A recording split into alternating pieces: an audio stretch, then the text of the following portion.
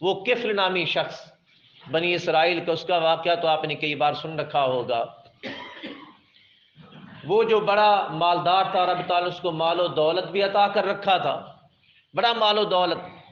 اس کے قریب ایک عیالدار شخص رہتا تھا، بڑا غریب تھا، اس کے گھر کھانے کا کچھ نہیں تھا۔ اپنی عورت کو بھیجتا ہے کہ کفل کے گھر جا کچھ کھانے کے لیے لے کے آ۔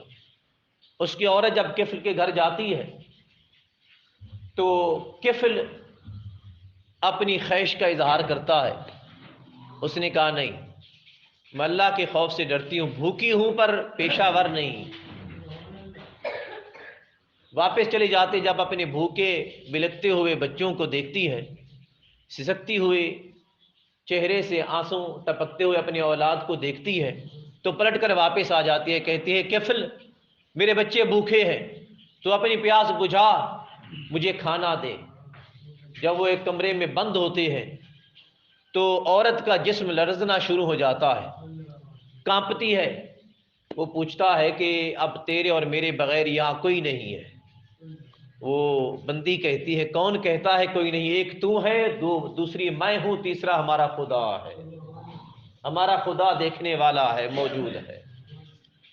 وہ کفل کہتا ہے کہ میرے رب نے مجھے سب کچھ عطا کیا ہے، اور تو اتنی نادار مفلس غریب عورت جس کو بچوں کی بھوک یہاں تک لائی ہے، تو اتنا ڈرتی ہے، میں کیوں نہ خدا کا خوف رکھوں؟ جا، میں نے تجھے سب کچھ دیا اور رب کے لیے معاف بھی کر دیا ہے۔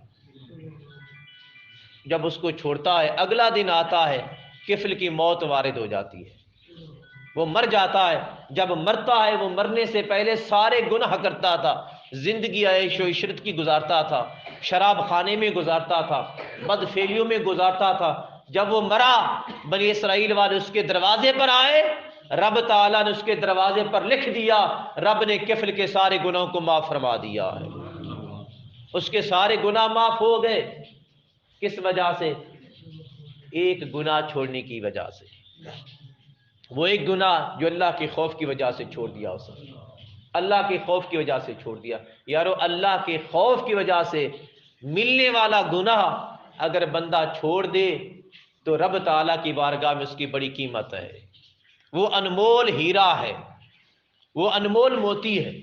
یاد رکھیے گا، گناہگار کا اللہ کے خوف میں چھوڑنے والا گناہ کا اجر، گناہگار کے، یہ میرے الفاظ یاد رکھنا، گناہگار جب اللہ کے خوف میں گناہ چھوڑ دیتا ہے تو اس کا اجر ولی کی زندگی کی عبادت سے زیادہ ہو جاتا ہے، ولی کی زندگی کی عبادت سے بڑھ جاتا ہے۔ کبھی ایسا کر کے دیکھیں، پھر دیکھیں کہ اللہ رب العزت کی رحمت پہاڑ بن کر ہم پر کیسے برستی ہے۔ دنیا بھی سکھی ہو جائے گی اور آخرت بھی آسان ہو جائے گی۔